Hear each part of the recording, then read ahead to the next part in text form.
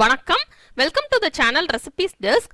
இன்னைக்கு நம்ம ரசப்பொடி எப்படி செய்யறது அப்படின்றத பார்க்கலாம். இந்த ரசப்பொடி நம்ம செஞ்சு ஸ்டோர் பண்ணி வச்சிட்டோம் அப்படின்னா நம்ம ரசம் செய்யறப்ப இது மட்டும் நம்ம ஒரு ஸ்பூன் போட்டாலே போதும்.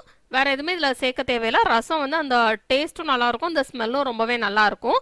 நம்ம இதை நிறைய செஞ்சு ஸ்டோர் பண்ணி வச்சுட்டு அப்புறம் தேவைக்கேற்ற மாதிரி நம்ம வந்து யூஸ் பண்ணிக்கலாம். ஒரு சின்ன பாட்டிலில் போட்டு நீங்கள் தேவைக்கேற்ற மாதிரி யூஸ் பண்ணிட்டீங்க அப்படின்னா அது கெட்டு போகாது. எப்பவுமே ஒரு க்ளீனான ட்ரையான ஸ்பூன் யூஸ் பண்ணிங்க அப்படின்னா அது ரொம்ப நாள் வரைக்கும் நல்லா ஃப்ரெஷ்ஷாகவே இருக்கும். நம்ம இந்த ரசப்பொடி செய்யறதுக்கு என்னென்ன பொருட்கள் தேவை அப்படின்றத ஃபர்ஸ்ட் பார்க்கலாம். 1/4 கப் கடலைப்பருப்பு, 1/4 கப் துவரம் பருப்பு, 1/2 கப் மல்லி, 1/4 கப் சீரகம், 10 சிகப்பு வத்தல், 1/4 கப் மிளகு, கொஞ்சம் கருவேப்பிலை சேர்த்துக்கிட்டோம் அப்படின்னா அந்த ஸ்மெல் ரொம்ப நல்லா இருக்கும்.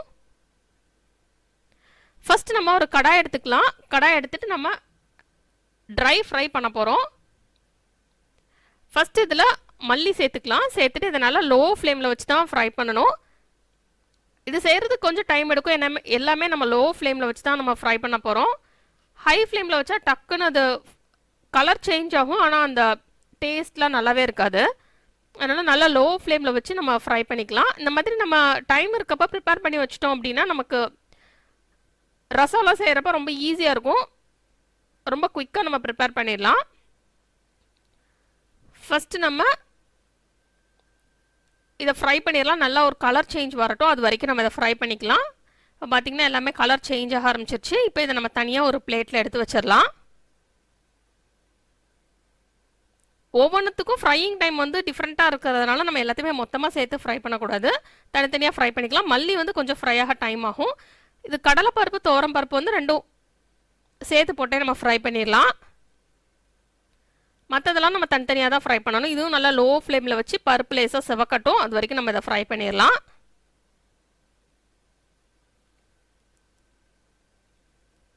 இப்போ இதுவும் நல்லா ஃப்ரை ஆயிட்டுருச்சு. இப்போ இது நல்லா கலர் சேஞ்ச் ஆயிடுச்சு, ஃப்ரை ஆயிடுச்சு. இப்போ நம்ம தனியாக எடுத்துடலாம். இது எல்லாத்தையுமே எடுத்து நம்ம ஒரு பிளேட்டில் ஆற வச்சுட்டே இருக்கலாம். நம்ம ஃப்ரை பண்ண ஒரு பிளேட்டில் விட்டு ஆற விட்டுட்டோன்னா அப்புறம் லாஸ்ட்டில் நம்ம கிரைண்ட் பண்ணுறப்போ நமக்கு வந்து எல்லாம் ஆறி நமக்கு ஈஸியாக இருக்கும். இப்போ இது எல்லாத்தையுமே தனியாக எடுத்து வச்சாச்சு. நெக்ஸ்ட்டு நம்ம திருப்பி அதே கடாயில் மிளகு சேர்த்துக்கலாம். மிளகு சேர்த்துட்டு அதே நல்லா லோ ஃப்ளேமில் ஃப்ரை பண்ணிக்கலாம். நல்லா ஒரு ஸ்மெல் வரட்டும், அது வரைக்கும் இதை நல்லா ஃப்ரை பண்ணிடலாம்.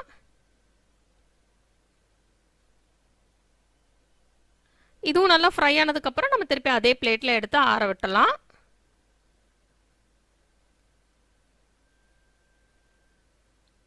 இப்போ மிளகு நம்ம எடுத்தாச்சு.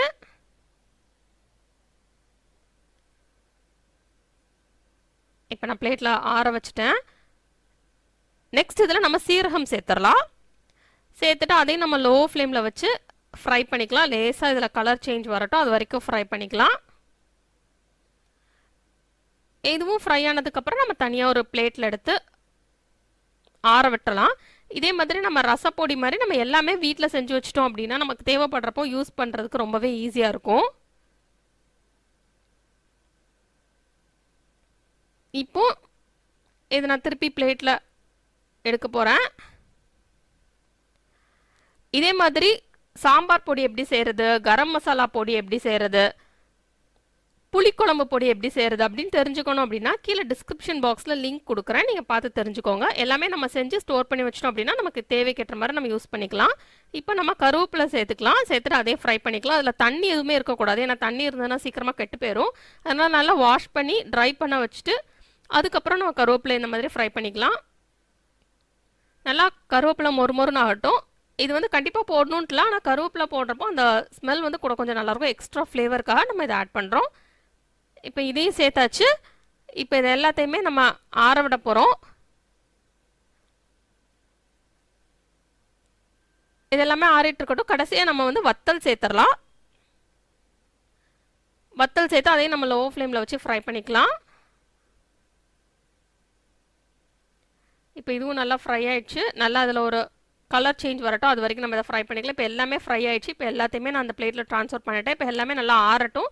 அதுக்கப்புறம் ஒரு மிக்ஸி ஜாரில் எடுத்து நம்ம கிரைண்ட் பண்ணிடலாம். மிக்ஸி ஜாரில் அரைக்கிறப்போ தண்ணி எதுவுமே இல்லாமல் பார்த்துக்கோங்க, ஏன்னா அது கெட்டு போயிடும். நல்லா ட்ரையாக இருக்கணும். அதுக்கப்புறம் நம்ம கிரைண்ட் பண்ணதுக்கப்புறம் ஒரு ட்ரையான ஸ்பூனை வச்சு நம்ம ஒரு க்ளீன் பாட்டிலில் போட்டுட்டோம் அப்படின்னா நல்லா ஃப்ரெஷ்ஷாக இருக்கும். நம்ம தேவைப்படுறப்ப எடுத்து யூஸ் பண்ணிக்கிடலாம். எப்போவுமே யூஸ் பண்ணுறப்போ ட்ரையான ஸ்பூனே யூஸ் பண்ணுங்கள். இந்த ரசப்பொடியை நீங்கள் ட்ரை பண்ணி பாருங்கள். இதை ட்ரை பண்ணிவிட்டு எப்படி வந்திருக்கு அப்படின்றத சொல்லுங்கள். இந்த ரெசிபி உங்களுக்கு பிடிச்சிருந்தனா லைக் பட்டன் கிளிக் பண்ணுங்கள். உங்கள் ஃப்ரெண்ட்ஸோட ரெசிபி ஷேர் பண்ணுங்கள். மறக்காம இந்த சேனலுக்கு சப்ஸ்கிரைப் பண்ணுங்கள். இந்த சேனலில் உள்ள சமையல் வீடியோ நோட்டிஃபிகேஷன்ஸ் உங்களுக்கு உடனுக்குடன் வேணும் அப்படின்னா சப்ஸ்கிரைப் பண்ணிவிட்டு பக்கத்தில் இருக்கிற அந்த பெல் ஐக்கானை கிளிக் பண்ணுங்கள். இந்த ரெசிபியை ட்ரை பண்ணிவிட்டு எப்படி வந்திருக்குன்றத கமெண்ட்ஸ் பாக்ஸில் எனக்கு சொல்லுங்கள்.